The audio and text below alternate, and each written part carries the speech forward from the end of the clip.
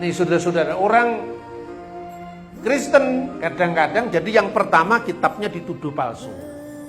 Yang kedua, orang Kristen ditarik dalam perdebatan yang itu bukan masalahnya.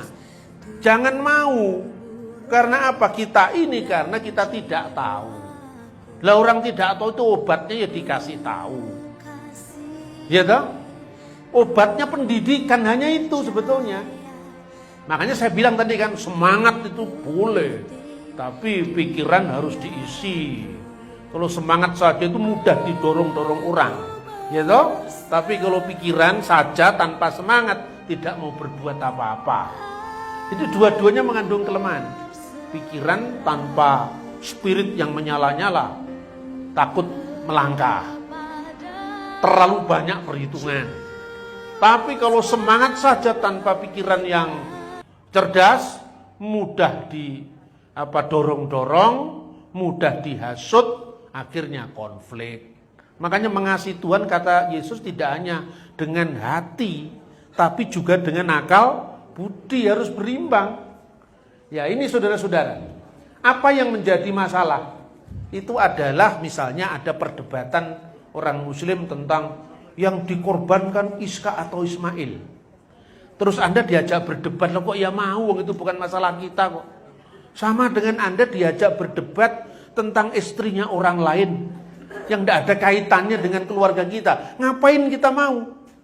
Nah ini yang dibutuhkan ilmu tersendiri agar kita tidak ditarik dalam konflik agama. Satu, tetapi Anda juga tidak kehilangan jati diri.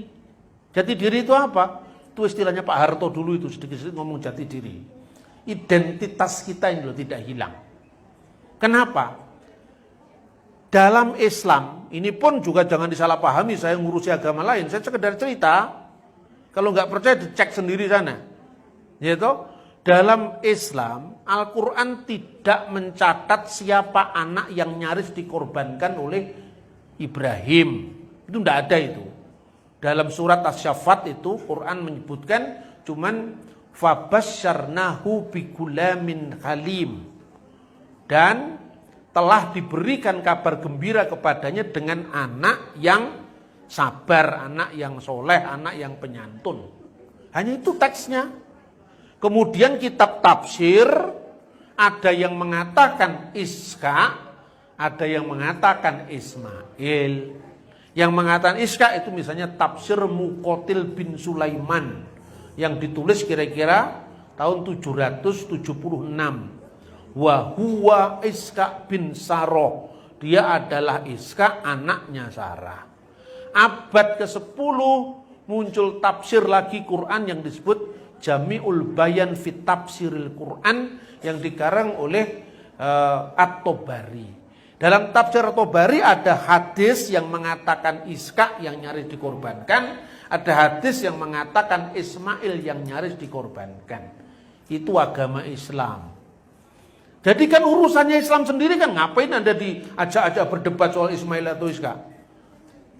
Alkitab kita ya, semua naskah kunonya mengatakan Iska, tidak ada Ismail satupun.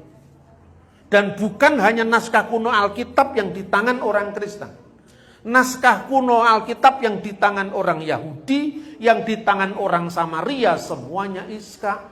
Jadi kenapa kita mau ditarik dalam perdebatan yang bukan wilayah kita? Jangan mau ngurusi istrinya orang. Urusi istrimu sendiri, anak-anakmu sendiri.